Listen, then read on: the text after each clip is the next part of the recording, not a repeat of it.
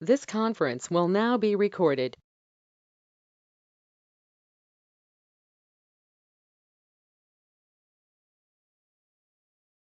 Hello, everyone. A warm welcome to CM Dental Academy. It's an online dental education platform in the field of dental surgery. We aim at delivering excellent quality online training programs and courses for dental students under the guidance of eminent mentors. The subjects will be covered in all the formats such as live lectures, descriptive notes, MCQs, and Viva Voice questions. So, what are you waiting for? Come, let's begin a journey towards success.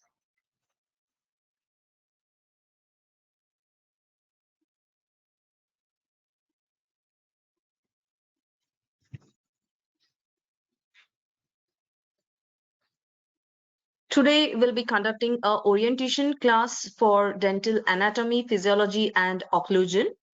Knowledge of dental anatomy, physiology, and occlusion is an important prerequisite to understand and practice all the branches of dentistry.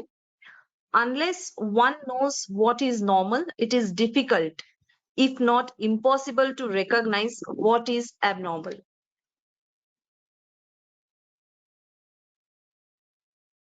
So we'll begin with introduction to dental anatomy. In this, we'll be dealing with formation of dentitions, mainly the primary dentition and the permanent dentition.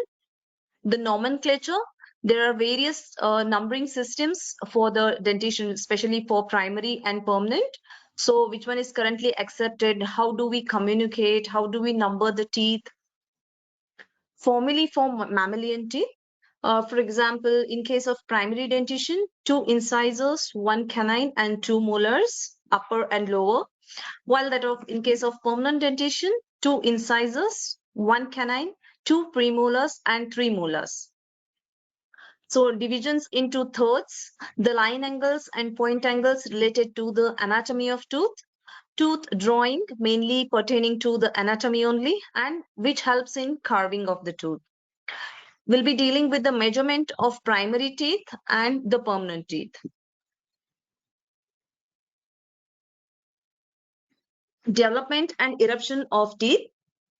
Especially in this, we'll be dealing with the variability, the morphologic variations in group of population, why certain population will have a particular type of teeth, a particular dimension of a teeth, that all will be in, and their ethnicity, how it is correlated. All that we'll be studying under this topic. The malformations or the abnormalities, why do they occur? In which phase of tooth formation? Any deficiencies or any illness or the diseases, how do they affect the formation of the teeth? The chronology of primary dentition, mainly the sequence in which the primary tooth formation occurs and how do they erupt into the oral cavity, development and emergence of the teeth, the dentitions, especially the primary and permanent dentition and their correlation with the neuromuscular development, the transitional dentition period.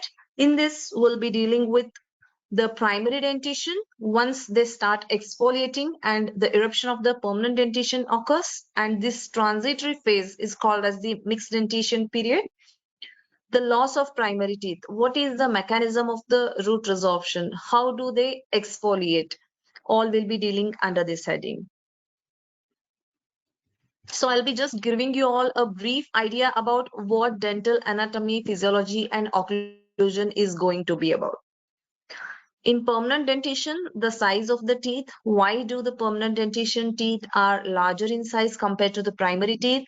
Their dental pulp, cemento-enamel junction.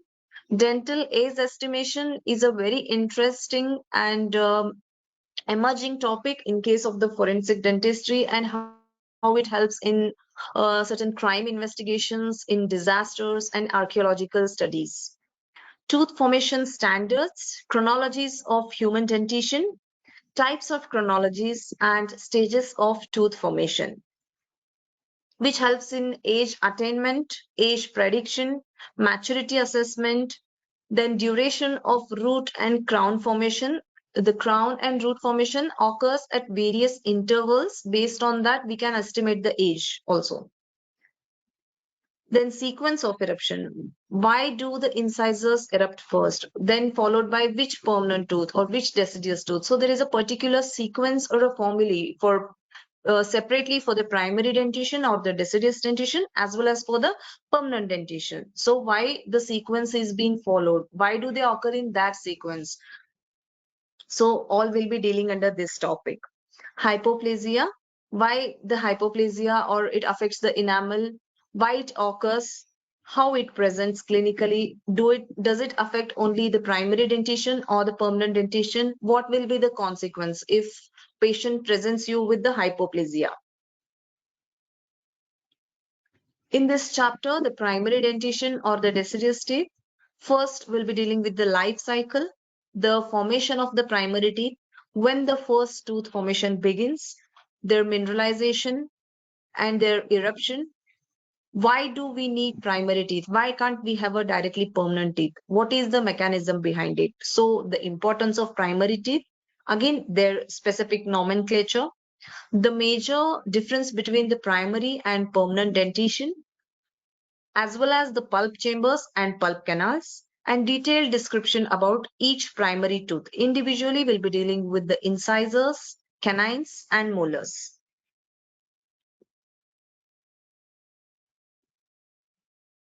Forensics, comparative anatomy, geometries, and form and function. In this, forensic dentistry, comparative dental anatomy, facial and lingual aspects of the tooth, summary of schematic outlines, how it appears facially or labially or buccally, how it appears lingually, the form and function of permanent dentition, teeth are aligned, that alignment, how they are attached to the adjacent teeth, point contact, surface contact, and occlusion. How the upper jaw and lower jaw stay in a harmony, even during rest and during mastication. Orofacial complex, mainly in this will be dealing with form and function, articulation of the teeth, the physiological form of teeth and periodontium, fundamental curvatures, proximal contact areas, the interproximal spaces formed by proximal surfaces, embrasures, contact areas, and incisal and occlusal embrasures from the labial and buccal aspect. Facial and lingual contours at the cervical thirds, the height of epithelial attachment. In case of permanent dentition, we'll be studying all the teeth individually, like incisors, central incisors, lateral incisors, respectively maxillary and mandibular, then canines, first premolar, second premolar, and the molars, especially first molar, second molar, and third molar. The pulp chambers and pulp canals, radiographs, how do they appear on radiograph? The foramen present, demarcation of pulp cavity and canal, the pulp horns, the clinical applications. Pulp cavities of the maxillary teeth, mandibular teeth, and radiographic pulp chambers and canals. Mainly, this is helpful during the clinical working. Crown and root fractures, dento-osseous structures, not only about the teeth, its surrounding structures, blood vessels and nerves, the maxilla, the mandible, the blood supply to the teeth, nerve supply to the jaws and teeth. The temporomandibular joint in this will be dealing with teeth, muscles, and their function. These all structures work in a harmony and in equilibrium. So we need to study not only the teeth anatomy, but its adjacent structures also. So temporomandibular articulation, muscles, mandibular movements, and muscle activity. In occlusion, the concept of occlusion, development of dentition, mainly the primary dentition, mixed dentition, permanent dentition, cusp, fossa, and marginal ridged relations, how they are related to upper and lower teeth, lateral occlusal relations, biomechanics of chewing function, how does the chewing process occurs, the series of events occurring, the neurobehavioral aspects of occlusion, oral motor behavior, the swallowing mechanism. All this will be dealt under occlusion.